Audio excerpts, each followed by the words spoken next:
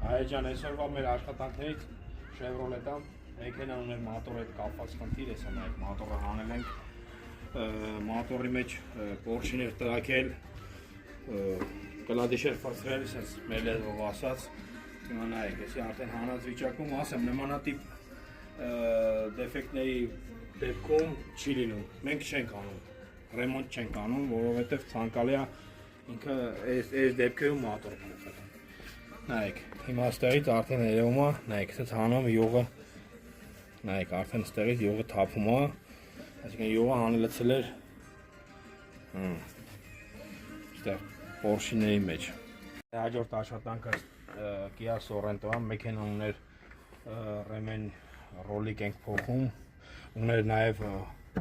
կոչ սվեչա, ընդհանուր մեքենան լավ չի աշխատում, ոչ բենզինով, ոչ գազով, մեքենան մոտեցել են այդ խնդրով